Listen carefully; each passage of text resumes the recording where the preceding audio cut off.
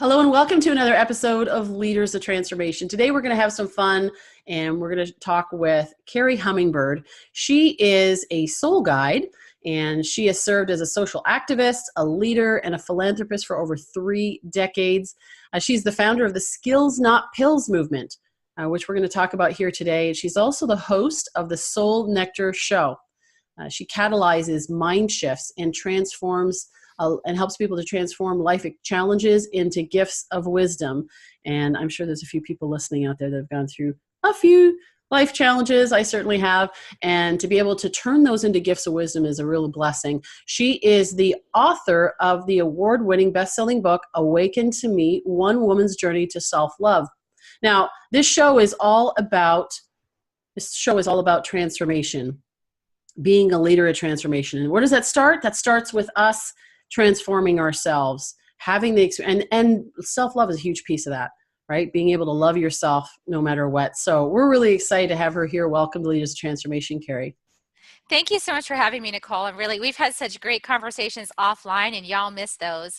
So hopefully we're open enough for some Try more to recreate some of that. We're gonna, because we've had just like such great conversations. And so we're really excited. I'm really excited to have this conversation right here on camera. So yeah. Yes. Well, we were actually talking a few minutes ago and we're like, man, we need to be recording this. This is awesome.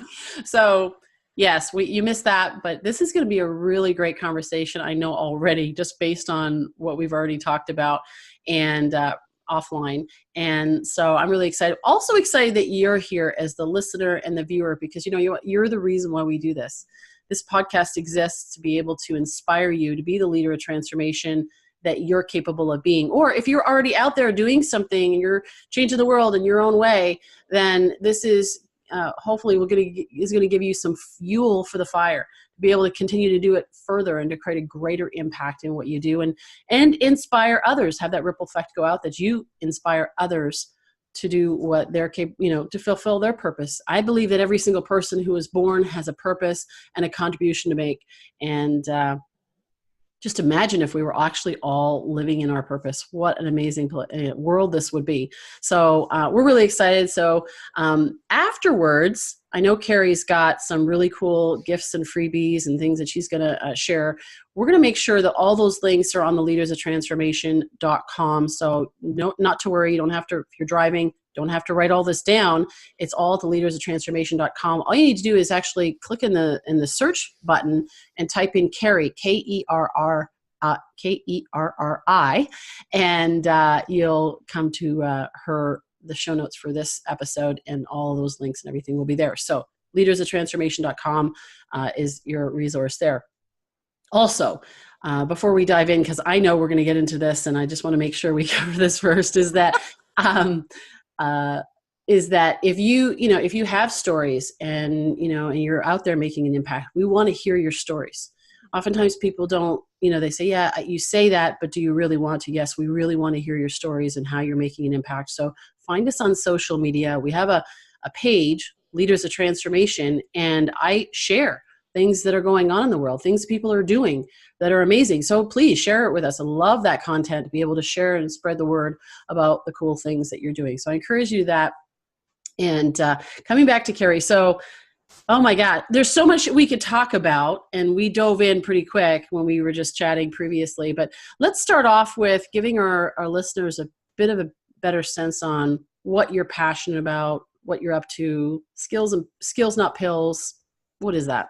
Yeah, absolutely. So Skills Not Pills is a movement designed to help people step into self-empowerment with their health and wellness. So their mental state, their emotional health, their physical health, to really step into ownership and realize that this is actually a experience that you're having on purpose to teach you some things, right? So it's to transform this model of being, sort of like the triangle of disempowerment, where we've got at one corner, we've got the victim who's the patient who's just helpless and they can't do anything for themselves. And then they go to the rescuer doctor who then tells them, oh, well, here's the steps to take, I'm going to save the day. And then we have, this sort of like perpetrator illness that's just being mean to you, and we want to like just get rid of that whole thing, because none of that's true.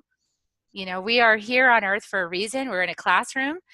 That classroom might be called cancer. That classroom might be called relationship. That classroom might be called mental challenge. There's so many things it could be called. You're in the classroom. So you're being taught, and you've got to listen and tune in a new way in order to move through that experience, because there's no stepping over anything, right? I mean, spiritual saran wrap. Like, I'm just not going to deal with that thing. I'm going to take my pill. Meanwhile, if you actually just stop for a second, right? Start to explore it. I Yes. know you've probably had challenges like this in your life where, Oh, I've had a couple. yeah, just a couple, right?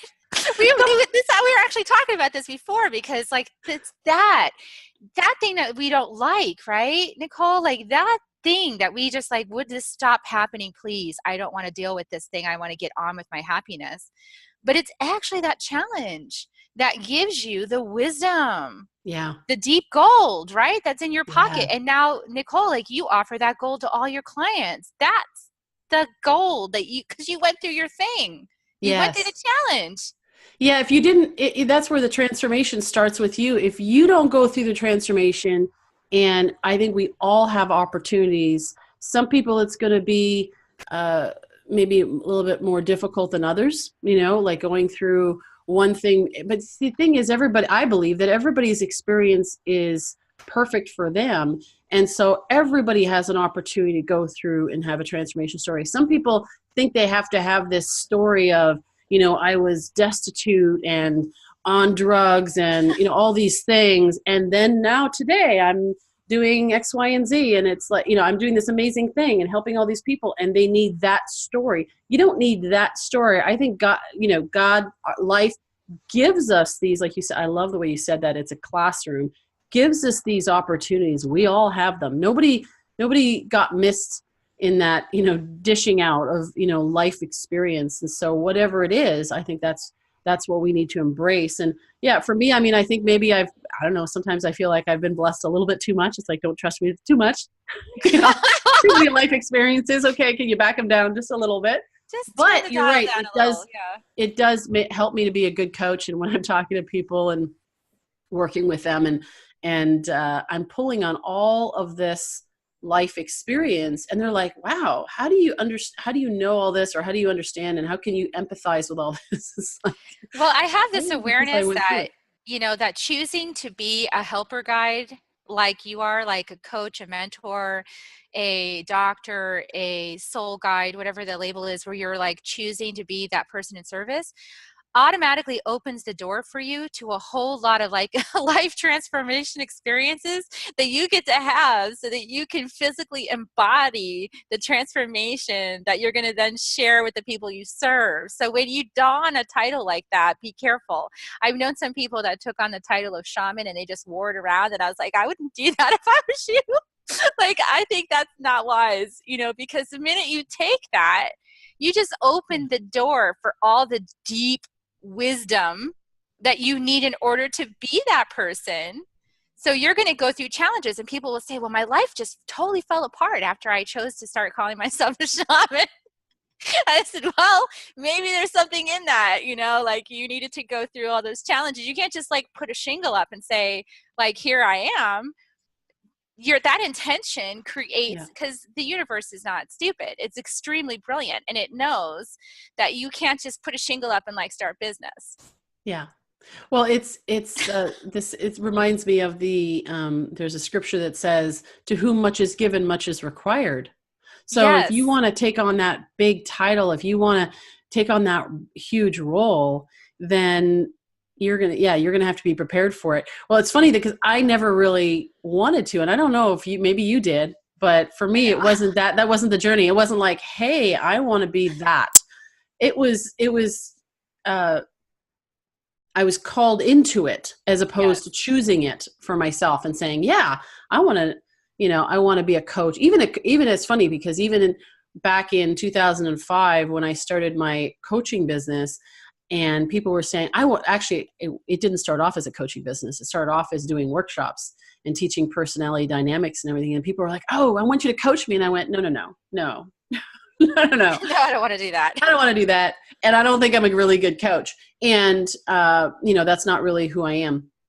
And they're like, no. And so finally, then I started to look at what is a coach? What does a coach do? And then I realized I've been doing this my whole life and never looked at it and, thought about that way. And that's how I ended up getting in coaching. And nowadays I have all these people that are like, I want to be a coach. I want to be a coach. I want to help people. And you know what? It's kind of something that you become, not necessarily something that you choose and say, I want to do that. And what, you know what I mean? Like, to me, it's just kind of who you are. I think you have Well, to step into that. it could be kind of like, for me, I wanted to be an artist. That's what I wanted to be. And I wanted to be a writer. I am a writer. So that actually, that natural inclination to want to write is actually part of what I do now. Because a lot of my It's who you are. Yeah. inspiration, yeah, it comes out through writing. I create these little inspirational memes. I put them on social media. I think these thoughts come to me, and then I want to capture them in words. And so I want to, like, this transformation happens, right? Like, whenever that transformation happens deep inside of me and I get that big aha, I want to share that thing because it's like gold. It's like, wow, look at this thing I just found. Like, I just got this bit of consciousness. I just understand this thing and I want to share it now. And so for me, I really enjoy that process of sharing. But for the most of my life, being a sharer was not okay. Like, I was always told, like, you're TMI. You always share too much. It's so annoying. Why do you have to share everything that's going on with you? You just want the spotlight. Like, I got every encouragement to stop being who I was. Okay. Wow. So, like, for me, the journey was to Talk about that. yeah, Talk about that journey. Yeah.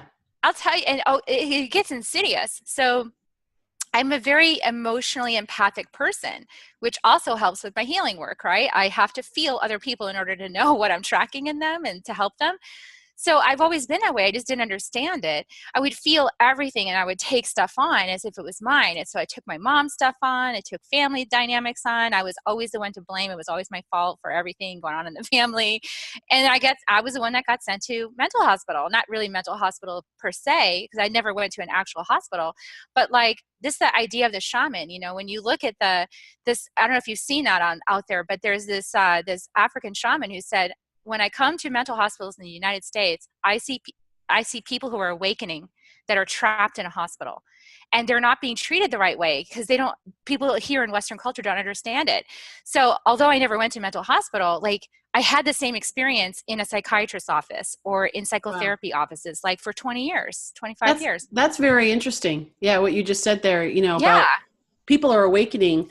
It's like we're putting kids on, I don't know, Medication. like Ritalin or whatever it is for stuff. ADD, ADHD. Hey, wait a second. You know what? There's a lot of kids that are experiencing this. Wait a second. There might Maybe be we actually, should think about the system, or yeah, like maybe it's the way we're teaching, or maybe it's that there's some evolution happening here that we need to look at, as opposed to just drugging them and telling them to sit down and be quiet. Yeah. Right. And so that's exactly that was my experience. I was like, I got the diagnoses, I got the labels, I got the shame, I got the blame, I got all this kind of stuff. And I'm a warrior, so I just came in as a warrior. So I just kept going at it. I'm like, okay, I'm going to fix me. Like, I'm determined. I'm going to fix me to be acceptable to everybody else so that they stop telling me I'm the problem and my family can love me. And I'm just going to do that. And then I married a man just like my mom. And, like, the whole thing it just got so difficult and heavy.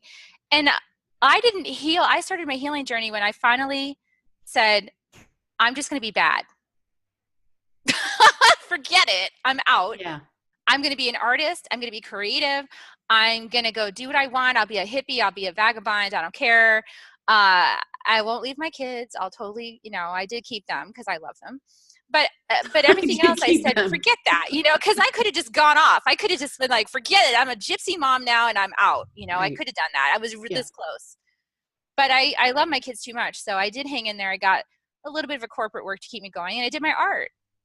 And then I got a spiritual teacher. And so that journey was so awakening for me. I had a healing, and I never had a healing view. I didn't know you could do that. Like, what is that? I didn't know it. What's a healing? I had a healing, and in 45 minutes, I was different. And not to say that I got healed in one session. Yeah. But I felt the presence. You felt the shift. Yeah. And I felt a loving presence coming over me. I felt it. And the moment I felt it, he stopped drumming. And I was like, oh, that is not a coincidence. He felt it too. And then he started taking stuff out of me. And this black hole used to fill in my chest, like, was gone. He took it out. So I said, whatever that is, I'm doing that. That's how I became a soul guide.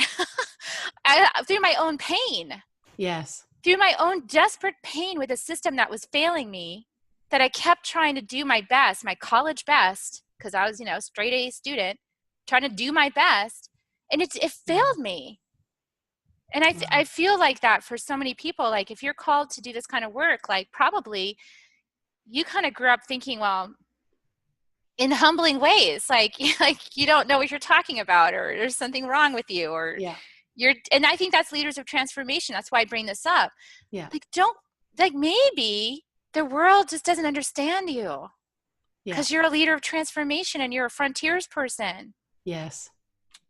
Yeah. And embrace that, because we need more of that. I believe that everybody is a creator and we're creative, right? Like, so we have this ability to create, and school, all due respect to all the teachers listening. And I know I've had wonderful, teachers along the way. And I've had some teachers that I didn't feel were really, like, they were perpetuating the system, right? The conformity. And I remember being in school and, being in math class and figuring out the answer to a problem and doing it in a fraction of the time, and having her tell me, nope, that's wrong because you didn't do it the way I wanted you to do it. Like, what? Like, what kind of system am I in here? But that kind of behavior, or It's response, controlling. is very controlling. And that's like what you said, I'm the straight A student, and I'm, doing it that way and trying to be good. And I think that when we break out of those things, those kids that are on Ritalin or that are ADD and ADHD, whatever, a lot of them grow up to be CEOs of companies and to change the world.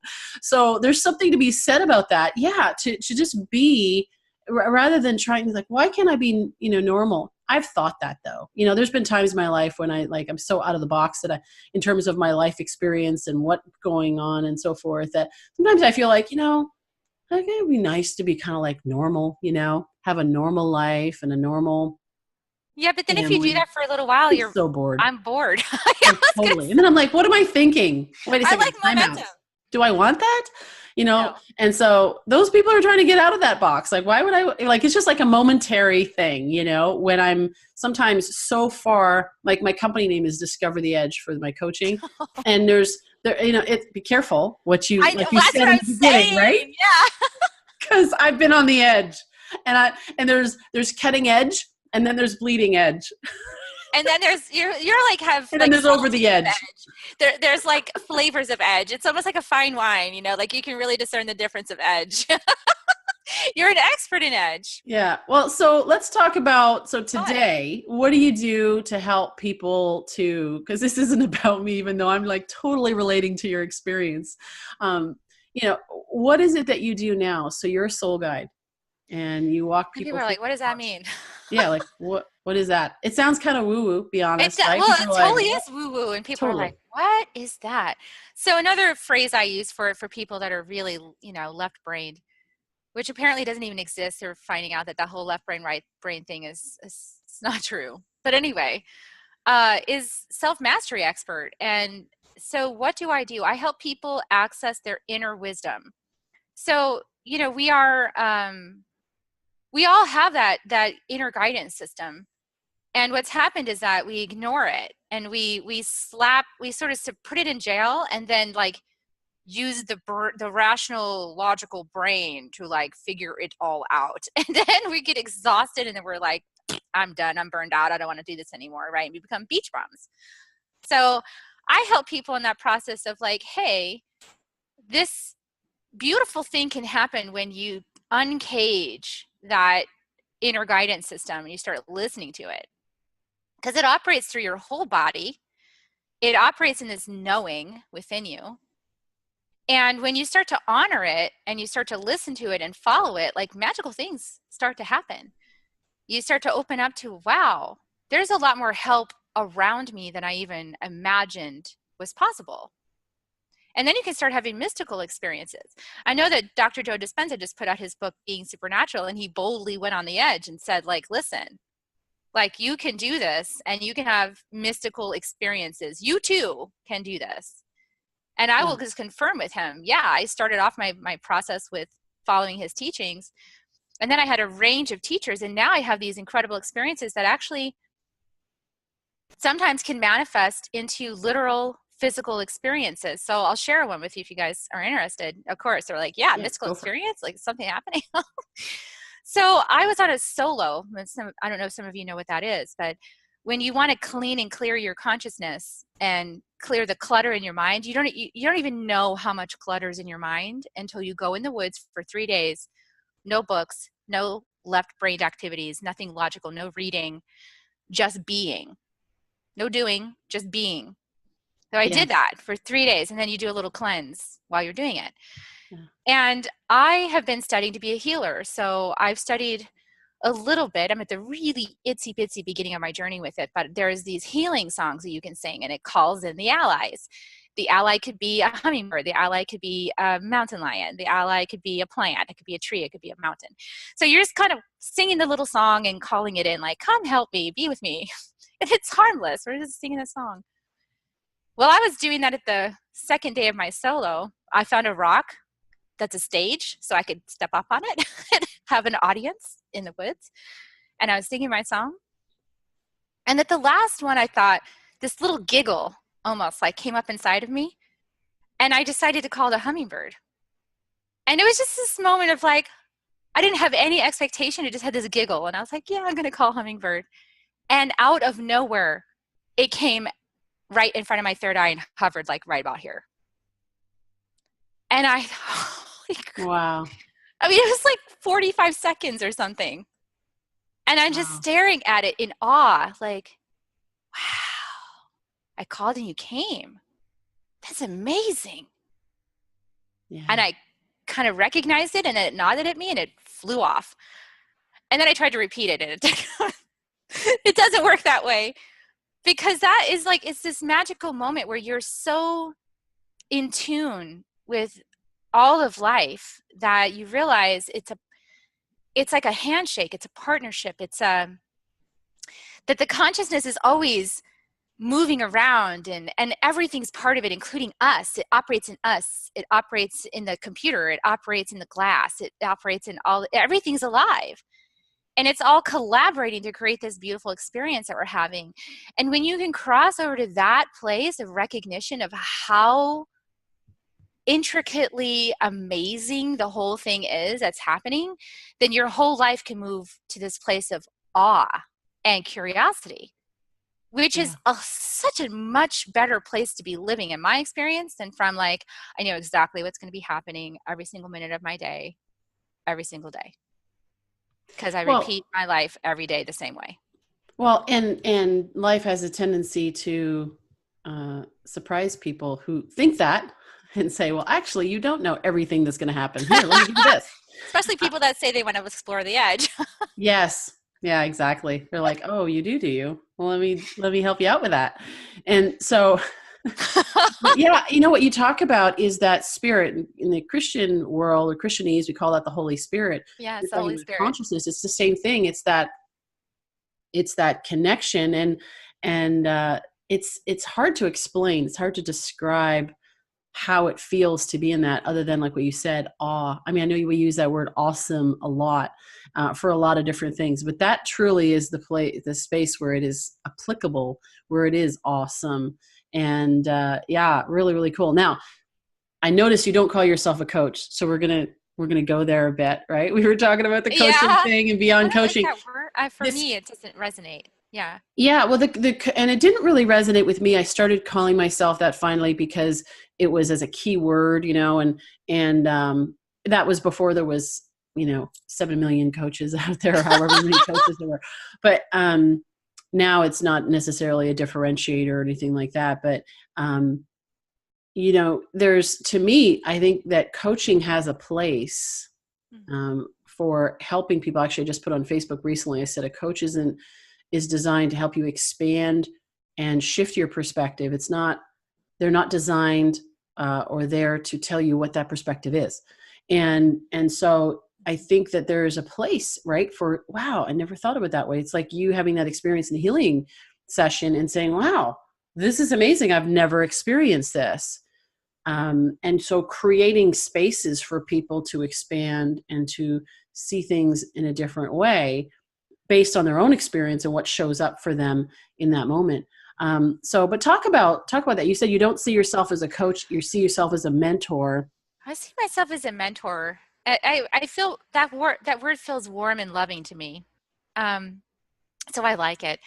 But it's kind of just recognizes that I've had this life experience that's included a lot of challenges, right? Because for whatever reason, my lifetime was designed with a lot of challenges so I could navigate my way through it, and then I embody that wisdom so that I could help other people. I now see. I never understood why at the time it was happening. It's like, why am I going through all this? My mom calls it bad luck. I'm sorry you've had such bad luck in your life. I'm like, it's not bad luck. Like, it looks that way to you, but it was important. It's a training ground. I've been in some very advanced classes, okay, on how to screw That up. is so interesting. I've had people say that to me. Oh, I'm so sorry you've had so much bad luck and so many losses. And I'm like, yeah, I've been in the advanced course. Yeah, we're like taking the PhD program over here. So, we also can't get arrogant about it. So I've got to be really careful, like within myself, because there's so many ways I could show, there's so many ways that other people with this combination of background, history, and skill have shown up in the world, right? So sometimes people like me have shown up through history as healers. Sometimes people like me have shown up as entertainers. Sometimes they've shown up as mentors and teachers, and some of them have shown up as gurus, right? So I have gotten the chance to navigate all of that within myself to see what feels most true for me. What do I like? What do I feel yummy with? And I think the sweet spot for me is that I really enjoy creating the opportunity for people to have magical experiences they did not anticipate having. So that's what I really enjoy. And then I do enjoy channeling. So I do channel people's higher guidance. I do enjoy that. But I also really enjoy asking really good questions that people can actually come up with their own answers that might even be like way more amazing than anything I thought. So I get to learn from them too.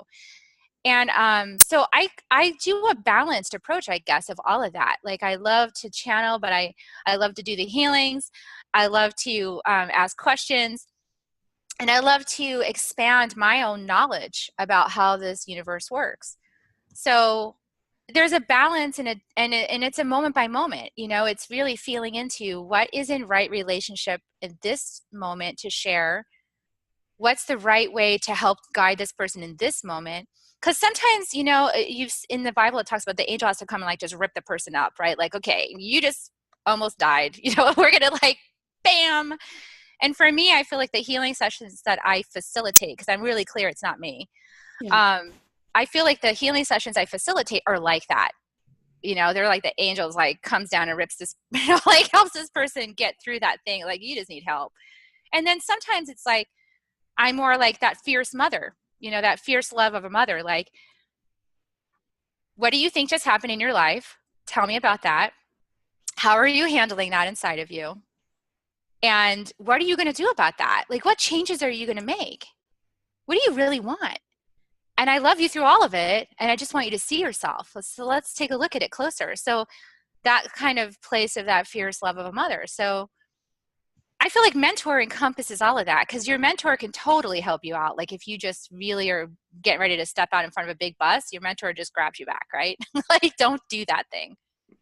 Well, and a mentor is somebody, in my mind, is somebody that's been where you want to be. Maybe not exactly in the same situation, but they've been where you want to go, I should say, and they've charted a path. They understand the process, and they can help guide you on that process. What I love what you said about there, I thought of a toolbox, and the way I look at it is like, I have this very elaborate toolbox, and I can pull out whatever is needed in that moment, and so when coming back to the whole idea of school, and we have this box that school wants to put us in, people sometimes want to put us in boxes and say, okay, so tell me your process. What's your system on how you do it? And it's like, well, it's not really a format system. Here's my formula. Let's plug and play. It's kind of like, okay, well, let's see what shows up and see what's needed. And I'm going to pull from my toolbox to be able to support you in however way that you need in order to move you to that next step. And that's what I'm hearing you say, which I love. And there's such a humility to that. We were talking I don't have the about answers. the gurus, people call themselves shamans, the gurus, the thought leaders. And it's like, really? You know, it's interesting that people, some of the greatest, most impactful people in the world that I've ever met, they don't call themselves those things. They just do what they do. People call them those things. Well, it's also like this recognition. I think I really got this message clear when I started doing the healing sessions. You know, some part of me remembers how to do all that, you know, because I also believe in past lives and things like that, just because I've seen them. I've witnessed them and felt them, like very viscerally remembered things since I started this journey. And I'm really aware that it's not me, you know, like it's really important for me to have a great deal of integrity. The more power that I receive, to really be even more humble and have even more integrity around it, so that I'm not, so that I'm really mindful of helping each person that I work with to really navigate the course that they need in that moment for themselves, or make the discovery that they need, and to not project my own ideas onto that person.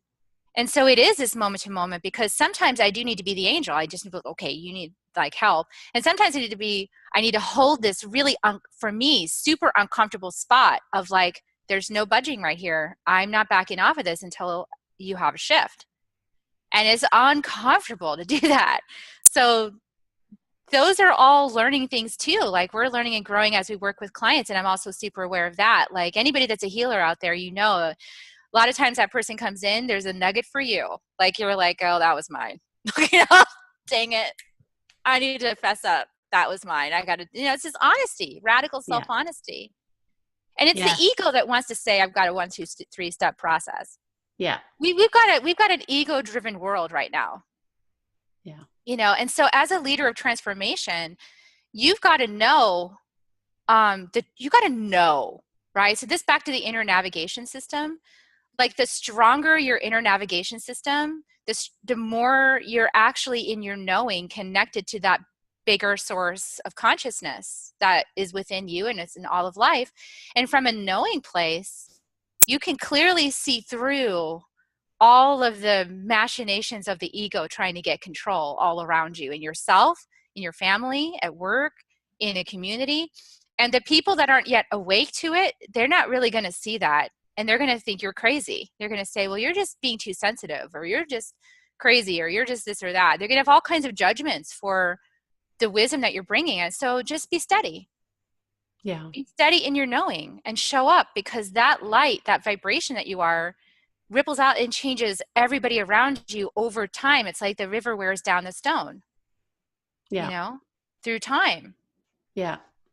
Well, and you mentioned about the ego driven society. I think of, you know, to me, it's so humbling to be in that experience. Like, you talk about those healing sessions, or maybe a session with a client, and something comes in and I ask a question, and it's like this profound question, and oh my gosh. And I'm thinking, I'm not that good. You know, like I'm just grateful. I'm in awe, to use that word, about, I'm in awe of, like, I've been in sessions, and all of a sudden just this compelling desire to, you know, just feel like I should be asking them, you know, who do you need to forgive right now? And boom, like, where did that come from? Right.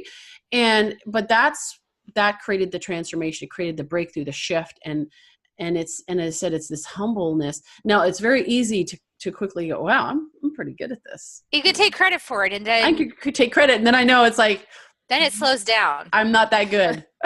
Really. Yeah. I mean, if you want the magic to continue like that, you can't take credit for it. Right. Right. The minute you take credit for it, it's like the flow restricts. You know? Yes. Well, because you're disconnecting. You're disconnecting to it, because now you're like, I've got it. I've got all the answers. No, it's not yours. So coming back to skills, not pills. obviously, you had this experience, you talked about mental health and people are numbing it. Now, what are some of the skills? Because I know we could probably talk all day Oh and there's yeah, so we really much to can. dive into. And so Well, I'm for gonna our have you on list, my show too, if you'll come. yeah, yeah, That'd be that'd be more, fun. And we can more, carry on part two. more. So skills, yeah, for pills. Like what are the skills that people need that would help people to develop? I wouldn't say need to, that like you have to do this, but it's like, what are the skills that can support them versus them having to to go to the pills to sedate. Yeah. So there's a lot of skills that, I pulled together a team of experts with all different backgrounds, right? Okay, That have all cultivated these different skill sets. And because like I said, so the you said right movement's from, bigger than you. yeah, it's bigger than me. Like I'm facilitating a group consciousness movement, right? Like that came through me. It's come through many other people. As this man pointed out that I was having a conversation with, he's like, a lot of people think this, and I said, I know. He said, yet you want to bring it. I'm like, no, I'm just a messenger. Like I don't own it. I'm helping the group consciousness facilitate this message being raised up to a higher level and a wider level, but I am not in charge of it, and it's not mine. And in fact, I couldn't even get the trademark for it. I wasn't able to get that. And that was a clear message to me from God, source creator. Like, yeah, this isn't yours, Kerri Hummingbird. You're just facilitating it, just doing in service. So I bring together a lot of other experts to kind of give their skills, because everybody has this unique package, as we talked about, of life experience and overcoming challenges. And that's unique information for somebody coming into the program, the movement, that they might need some wisdom that that person has to share. It's like that person and I could be sharing exactly the same thing, but coming from their mouth and their experience, it has impact. Coming from me, it's like, I don't believe you. So, but somebody that went through my stuff is like, oh, I super understand everything Kerri Humbird saying.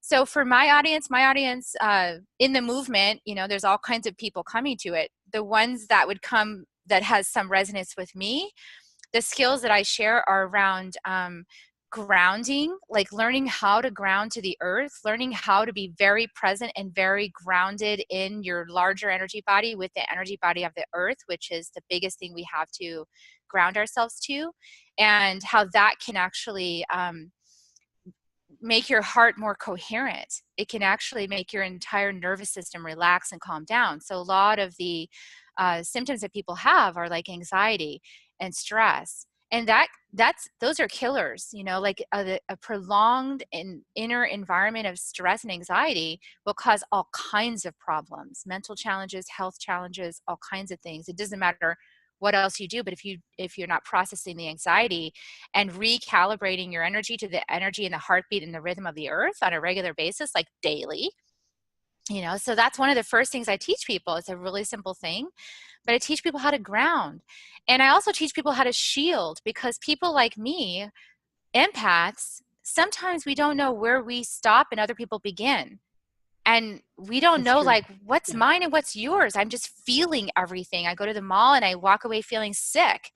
Those are the things that empathic people, they don't know how to grapple with that. So there's a lot of discernment, like what's mine, what's theirs. There's learning how to clear your energy field of other people's energy that you took on. There's all kinds of inner dynamics that are like, well, why did you take that on? Are you on the triangle? Are you being a rescuer? Let's fix that. Let's make a new agreement. Like, everybody's on their own life journey and you don't need to fix them. You just show up with an open heart and listen, right? So there's lots of skills nested all up in that one, and then there's just learning how to balance this energetic flow. It's like when you have a lot of emotional energy flowing through you and you don't know how to manage it, it comes out looking like manic depression or bipolar, because and all it is you didn't have a very good understanding of how to create a good electrical system within yourself, just like a house, and you have a big pipe. So you have a big pipe where the energy is not being managed, and yeah, it goes wow and wow, it goes, it's wing wang, because you haven't like created a really solid infrastructure for grounding that energy and letting it flow appropriately. So those are the kinds of skills that I teach, because that's what it really helped me to understand myself better. And when I understood myself better, I was able to show up in a new way in the experiences that were happening inside of me with a lot less judgment and a lot more curiosity, which is super empowering. Well, you talk about being bipolar. So many people nowadays are being labeled as bipolar. And I remember meeting a guy many years ago, and he was struggling. He was coming to me looking for something. He didn't know what, but he was just drawn to me from a workshop that I did on life purpose. And um, and so we were having this conversation. He started to share with me his experience and one loss after another, a child that died at birth, and divorce and all these things, and he was being labeled as bipolar. And I said, have you ever grieved? Have you ever actually processed through? Because he was like telling me this, right? Like, my son died, and there was just like nothing, no emotion going on. And I said, have you ever grieved? He said, no, not really. And I said, I think that's where you got to start. You want to find your life purpose. Because he was like, help me find. I said, you got to do that work first. Yeah. Heal that, and then it'll present itself to you. And which is exactly what ultimately happened. He went and actually did that, and he's not bipolar, No. and it's just like you said, it's this energy. We're all energy, and it's mismanaged. It doesn't know what to do with it. And I think people who I'm not an expert, so I'm going to qualify that right here for anybody who's listening and saying, you don't understand. I don't. I'm just, from my experience, right, and working with people that have been labeled that, and having had clients who have been labeled being bipolar and or family members.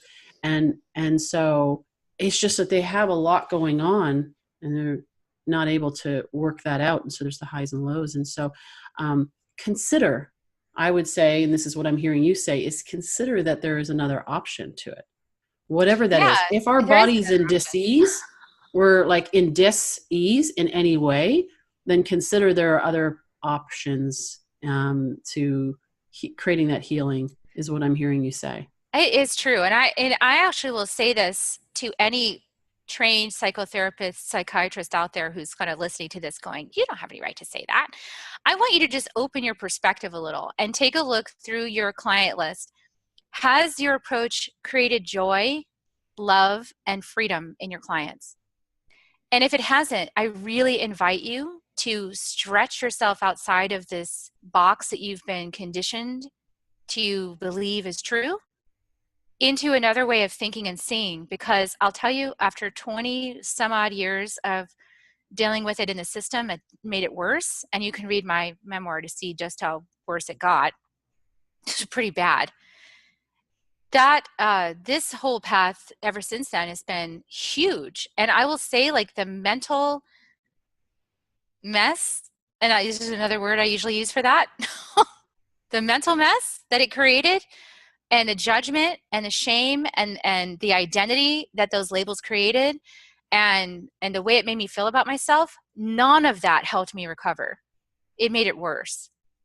And so the solution for me was to step outside the mind, just like Joe Dispenza, to break the habit of being myself, to step outside the mind and step into this other dimension of healing, where I could tune into my body and listen to my body in a new way, where I could learn how to not judge myself, where I could learn self-love, where I could learn how to manage my energetics so that the emotions wouldn't be crazy, and like fluctuating all over the place. And so that I could grieve and release anger, right? Because part of the problem is that it wasn't acceptable for me to have any anger, So, when you suppress things for a long time, it just like a boiling river of lava underneath you. And it just wants to come out when it wants to come out. So, healthier expressions is what we need. And we need to stop being so afraid of emotional energy, stop trying to numb it out, because it's in the numbing it out that things stay stuck and they don't get healed. And people can waste their entire lives in that spot of wow, I was my whole life thinking I'm broken. And I have this new lease on life now. I'm going to be 50. I look younger than I've ever looked before. I've got a husband that's 10 years younger than me now because I left the first one. And Cougar. I am a cougar. He's such a hottie. And I'm having like this dream career. Like I never imagined that I'd have these mystical experiences as part of my daily experience. It's like, wow. So just maybe just encouraging you to step outside of what you think you know, get a little suspicious of it, like just a tiny bit suspicious of it, and curious about what else could there be that's true that is outside the realm of making a profit. I'll throw that in there because we have a system designed to create sustainable, repeatable profit. We don't have a system designed to heal people so that they can learn self-mastery and they can step forward in their lives empowered without dependency. We do not currently have that model. And so I really am encouraging some suspicion and some exploration on the part of the people who are in that system specifically. Like really, if you entered this, I know that you entered what you do to help people. I know that from the very depth of my soul. And I really feel a healthy dose of suspicion and curiosity would serve you and all of us. Well, on that note, I think that's a great way to end it. Passionate plea. Yes. So people find out about your movement and what you're doing at kerrihummingbird.com. That's with an Kerri hummingbird.com. And they can find, you had some free goodies that you wanted to share with us. So, I've got a free ebook that's called Reinvent Yourself. And there's also, and it's like about this, it's about the butterfly, that journey of awakening, that journey from caterpillar to butterfly. And what do you got to do to make that journey? It's just a free gift. And some people really love what it says, and it might trigger you a little bit, and that's okay. It's not you, it's triggering. It's just the ego. It's okay. Right. It's so much freer on the other side. Right, Nicole? Oh, absolutely. It's so much better. And it's a journey. It's a journey. It's an ongoing journey. You never really arrive. Never done with it. Every time I feel like I've got this, it's like it's the ego. It's like God says to me, "You got squat." Right? Let me tell you, not in a mean way, but it's kind of like, "Oh, you're just getting started. There's so much more." Yeah. It's exciting. It's like so much more adventures to be had, and so many more ahas, and so many more realizations, and so many more connections, like this beautiful connection. And more. Yeah, I love it. Kerri, thank you so very much. Oh my God. I love your energy and your passion, and you're so humble about what you're doing and just being in awe. I love that. That really just stood out for me. You talked about being in awe of this experience, this journey that you're on, that you get to see every single day as you help people to awaken to this new possibility. And I just really appreciate you. So thank you. I really enjoyed this conversation. I'm going to enjoy having you on Soul Nectar Show too. Like, we get to do it again. Let's do it. Yeah, that'll be fun. Part 2. Yes. Yeah. Stay tuned for those. Stay tuned for more. We're going to hear more about this one over here. All my craziness. Awesome. Yeah. There's a lot. I love it. Let's do it. It'll be an extended show. All right. Cool. I got all day. Well, for our listeners and our viewers out there, I encourage you go to leadersoftransformation.com, all of the show notes, the link to Kerri's website, to the free gift for her, the Reinventing Yourself will be there, her free ebook. And love to hear your feedback, your comments, your questions. Find us on social media, probably the best way to do it, or you can send us a private message, of course, through the website. And I always encourage at the end of every conversation, every episode, I always say, take action on something you learned, something that triggered you. There's even I love the healthy suspicion. Healthy suspicion's good. We challenge the status quo. We challenge what we already know. And that's where it's like, was it John Wooden? He had this saying, and he said, it's what you learn after you know it all that counts. And I really love that perspective. And so, challenge what challenge that maybe there's something beyond, the space of what, our experience, what society has taught you, and explore it. and start today. Do something. Learn how to ground. I think that's a really valuable piece of, just learning how to ground, learning how to tap into that consciousness, to that Holy Spirit, whatever you want to call it, so that you get that the inner guide to guide you on your path. So I encourage you that. I look forward to hearing your stories and feedback on that. And we look forward to seeing you in the next episode of Leaders of Transformation real soon.